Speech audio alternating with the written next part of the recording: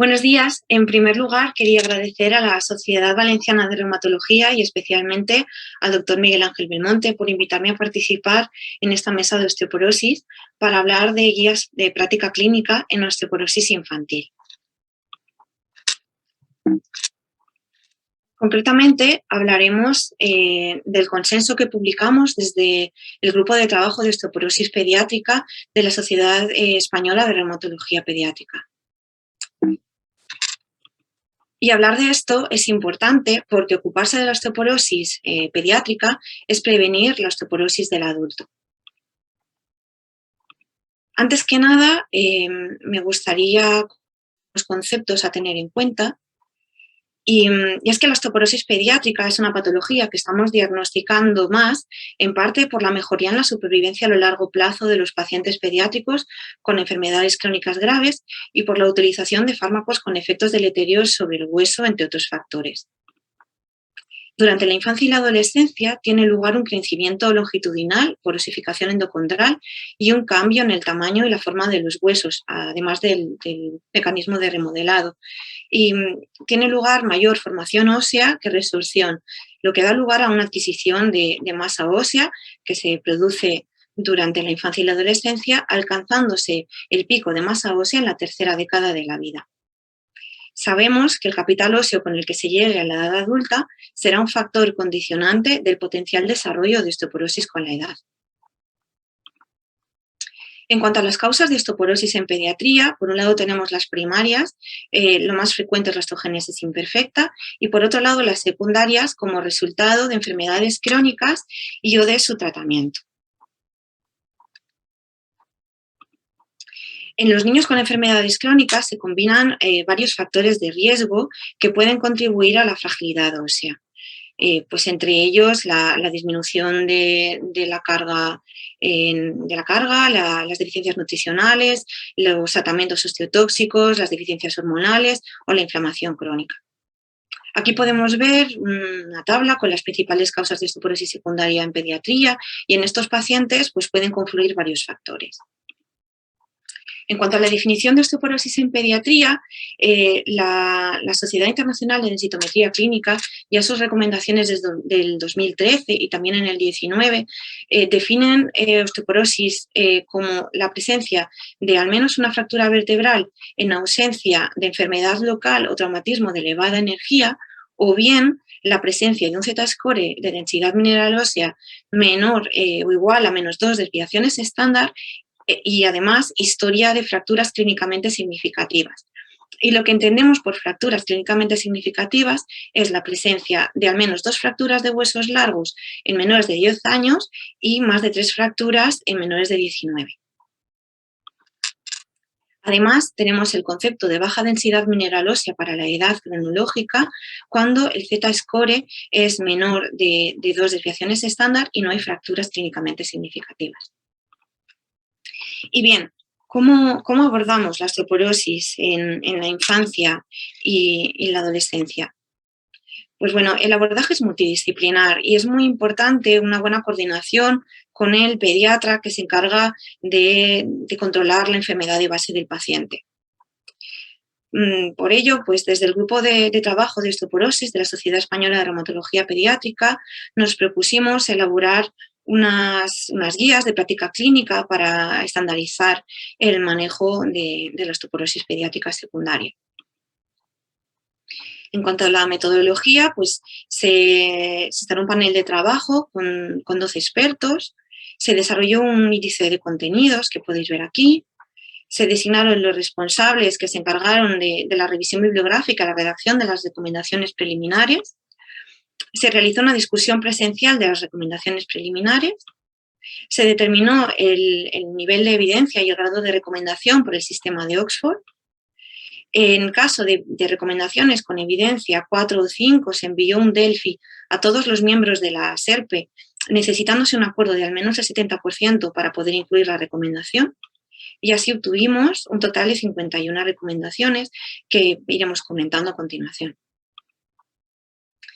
En cuanto a las recomendaciones generales, pues lo que se recomienda es evaluar la salud ósea en pacientes con enfermedades crónicas, en pacientes pediátricos con enfermedades crónicas, siguiendo las guías existentes para cada patología. Aquí pues, he puesto algunos ejemplos de algunas guías pues, para el cerebral infantil, distrofia de Duchenne o síndrome de Rett. Además, se debe prestar especial atención en pacientes con tratamientos que pueden contribuir al desarrollo de osteoporosis. ¿Cómo prevenimos la osteoporosis? Pues bueno, sabemos que hay numerosos factores que impactan en la salud ósea y algunos de ellos son modificables, o al menos en parte. Por ello, es importante identificar los niños con riesgo de osteoporosis por el estilo de vida y establecer hábitos de vida saludables con la dieta, el ejercicio, exposición solar. ¿Y qué pruebas complementarias solicitamos? Pues se recomienda monitorizar los niveles de vitamina D en los niños con enfermedades crónicas. Y ante la sospecha de una osteoporosis secundaria, el estudio inicial recomendado debería incluir un hemograma, una bioquímica con un metabolismo calcio-fósforo y un calcio en orina. Además, se pueden realizar otros estudios complementarios dependiendo de la patología subyacente sospechada. En cuanto a los marcadores de metabolismo óseo, su papel no está suficientemente definido en población pediátrica con fragilidad ósea. Y uno de los principales problemas es que reflejan el crecimiento lineal y no solo el turnover. No obstante, como pueden ser útiles para el seguimiento del tratamiento, se puede valorar incluirlos en el estudio inicial. En cuanto a la densitometría, como decíamos, el diagnóstico de la osteoporosis pediátrica está basado esencialmente en la presencia de fracturas por fragilidad, pero sí se recomienda la DEXA para una valoración completa de la salud ósea. Lo que pasa es que no permite predecir el riesgo de fractura. ¿Y en qué localizaciones la realizamos? Pues se recomienda realizarla en el cuerpo completo menos la cabeza y en la columna lumbar. Además, se recomienda utilizar un software pediátrico. Y en los más pequeños, en los menores de 5 años, se recomienda realizar DEXA lumbar. ¿Cómo interpretamos la densitometría en pediatría? Pues lo que utilizamos es el Z-score, que representa las desviaciones estándar de la medición del paciente en comparación con la media de una población de referencia de la misma edad y sexo. En cuanto a situaciones especiales, pues en caso de talla baja lo que se recomienda es ajustar por la talla y cuando hay contractura articular o problemas de movilidad, como por ejemplo en algunos niños con parálisis cerebral infantil, una opción de medida podría ser el fémur distal. Y cuando repetimos la densitometría, pues se recomienda repetir al año por un intervalo mínimo de 6 meses. Y si inicialmente es normal y hay persistencia de factores de riesgo, se recomienda individualizar la periodicidad cada 1 o 2 años hasta alcanzar el pico de masa ósea. ¿Solicitamos algo más? Pues se recomienda, ante la sospecha de osteoporosis, solicitar una radiografía de columna lateral, dorso-lumbar, para valorar acuñamientos vertebrales, particularmente si hay tratamiento con corticoides. Y si persiste la baja masa ósea o los factores de riesgo, se recomienda realizar una segunda radiografía de columna lateral al año. Y bien, ¿cómo tratamos la osteoporosis pediátrica? Pues debemos tener en cuenta que el potencial de los niños no solo para recuperar la densidad mineral ósea, sino también para remodelar los cuerpos vertebrales previamente fracturados. Como decíamos, el abordaje debe ser multidisciplinar e individualizado. Y en primer lugar, hay que minimizar los factores de riesgo, promoviendo hábitos de vida osteosaludables y con el control de la enfermedad de base, que debería ser el primer escalón.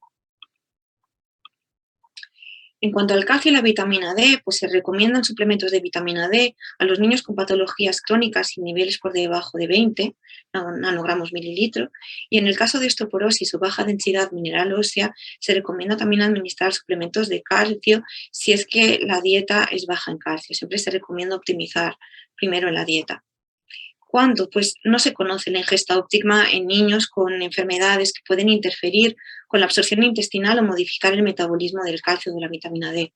Entonces, en caso de osteoporosis o baja densidad mineral ósea, se recomienda inicialmente la dosis para asegurar la ingesta diaria recomendada y modificar según los niveles plasmáticos de vitamina D, PTH y calciuria. A continuación tenemos los bifosfonatos, cada vez más utilizados en osteoporosis infantil secundaria y que se utilizan fuera de ficha técnica. ¿A quiénes se debe administrar? Pues se recomienda valorar su utilización cuando hay un diagnóstico de osteoporosis. Además, se recomienda considerar en aquellos pacientes con una baja densidad mineral ósea al inicio de la pubertad, cuando se haya constatado una tendencia descendente en la densidad mineral ósea. Y el objetivo de esto es optimizar el pico de masa ósea al final del crecimiento para disminuir el riesgo de osteoporosis en la edad adulta. ¿Y qué bifosfonato utilizamos? Pues se recomienda utilizar los bifosfonatos intravenosos, principalmente cuando hay fracturas vertebrales, cuando están contraindicados los orales y por preferencias del paciente. Y dejar los orales pues para cuando no hay fracturas vertebrales, cuando no hay contraindicación y en las fases de desescalada. Esto es porque los bifosfonatos orales no han demostrado la eficacia que los intravenosos en la remodelación de las vértebras que se han fracturado. Aquí tenéis una tabla con las dosis y los intervalos para los bifosfonatos más utilizados en pediatría. La dosis y el intervalo del pamidonato varía en función de la edad y se han propuesto protocolos con dosis menores, dosis de pamidonato menores. El zoledronato se suele administrar cada 6 o 12 meses y la primera dosis se suele administrar a la mitad. ¿Cuándo suspender? Pues no está establecido y está basado en recomendaciones de expertos. En el consenso lo que se recomienda es valorar discontinuar, reducir progresivamente en el caso de que no haya fracturas en el año previo y además haya un Z-score por encima de -2. ¿Y cómo realizamos el seguimiento? Pues se recomienda realizar un seguimiento con metabolismo fosfocálcico anual. En el caso de que haya tratamiento con vitamina D, se recomienda monitorizar los niveles cada 6-12 meses y si hay un cambio de dosis antes. Y en el caso de tratamiento con calcio y vitamina D, se recomienda realizar un calciocreatinina en orina de forma anual y una ecografía renal para descartar nefrocalcinosis si hay calciuria o si no se puede realizar la determinación de calcio en orina. En cuanto a la DEXA, pues se recomienda realizar un año después de la basal y después cada 1 o 2 años dependiendo de la trayectoria. Y se recomienda realizar la radiografía lateral de columna según los factores de riesgo y el estado funcional del paciente. En los pacientes que están con tratamiento con bifosfonato, pues se recomienda realizar un metabolismo fosfocálcico antes de cada administración en caso de que haya tratamiento con bifosfonatos intravenosos y cada 6 meses en el caso de los orales y una densitometría anual. Por último, comentaremos el caso particular de la osteoporosis inducida por corticoides. En los pacientes con tratamiento con corticoides sistémicos se recomienda realizar una radiografía de columna basal y al año y una densitometría en los primeros 6 meses de tratamiento y después cada 9 o 12 meses si se continúa con tratamiento con corticoides. Además, se recomienda optimizar el aporte de calcio y vitamina D o suplementar si se prevé un tratamiento mayor de 3 meses y mantener hasta 3 meses después de finalizado el tratamiento con corticoides. En cuanto a los bifosfonatos, pues se recomienda valorar su administración en caso de tratamiento crónico con corticoides y existencia de fracturas patológicas y baja densidad mineral ósea. En cuanto a los corticoides inhalados, si la dosis es menor de 800 microgramos día, no se recomienda de manera rutinaria la radiografía, el control con radiografía y con densitometría, salvo que existan otros factores de riesgo. Y bueno, para concluir, pues subrayar la importancia de las medidas de prevención, el diagnóstico precoz y el abordaje terapéutico adecuado para mejorar la salud ósea de los niños y adolescentes, pero también del adulto que van a ser en el futuro. Decir que se deben tener en cuenta las particularidades del esqueleto en crecimiento y en desarrollo. Y bueno, que estas son unas guías de práctica clínica en osteoporosis infantil secundaria que están basadas en la evidencia disponible y en la experiencia clínica que pretenden servir de ayuda. Y bueno, quería dar las gracias al grupo de osteoporosis pediátrica de la Sociedad Española de Reumatología Pediátrica y por supuesto a mi equipo, a la unidad de reumatología pediátrica de la FE. Muchas gracias.